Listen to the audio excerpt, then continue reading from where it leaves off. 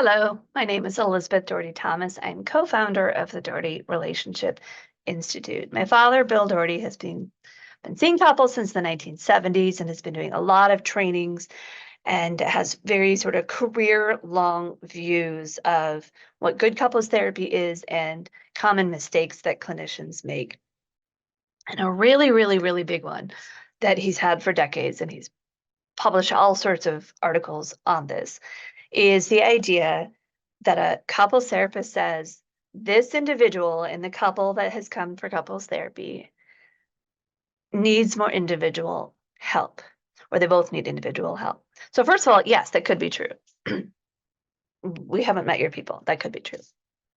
But I had the opportunity in creating the couples therapy training, kind of giving clinicians a lens into how he does couples therapy, and it's on the DohertyApproach.com. I was really able to ask him, okay, when that is a true situation that somebody needs more individual help, help me understand, Dad, why it's when it's bad and when it's good. So when it's bad is if two people come together, they have clinical goals that you like, yep, that's all great. You're working on the goals. So you're the clinician and they're the couple, and you're all busy working. And you come to a shared understanding of the interaction pattern you're in. They agree to be altering their part of the pattern at home. They come back. Yeah, this worked. That didn't work. Okay, let's analyze it. Let's keep going. If all of that is jiving, then great. The only way somebody needs individual work, and he's had clients like this, where one person say, you know what, my OCD is really distracting me. Like, I really like the work we're doing and I really agree with you. But I think that some of my flaring to my spouse is because of my OCD. And I've had treatment in the past and I think I'm going to go back. Then great. That person stays doing the work, but is getting additional support for the part that they feel like they fully own. Does that make sense? So, what is really, really deadly to marriages is when both people are coming for couples therapy. We're not getting along. Two people, we're not getting along. We want to pay you to help us get along better.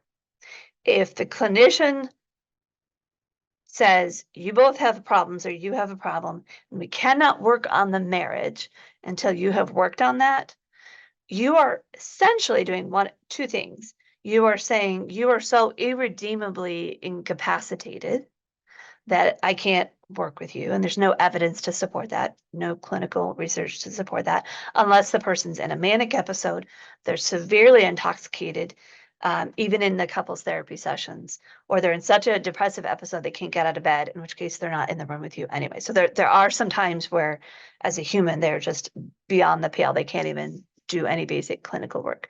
Other than that, you're basically saying, hey, couple who lives together and fights and does their thing every day, and you're hiring me to help you get along better, that no, you need to keep fighting every day or every week, however they do it.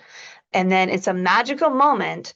The one of you I'm sending off to individual therapy, if they even agree that they want that, that clinician may or may not touch the relational aspects of what's going on, may damage the relationship. And meanwhile, the relationship is continuing to head downhill. So we call those often a shiny object. There's this sense, this vortex to individualism in our field. There's the sense of one or both of you have such irredeemably impossible personal issues that we can't possibly work on it together. And that is so rarely the case.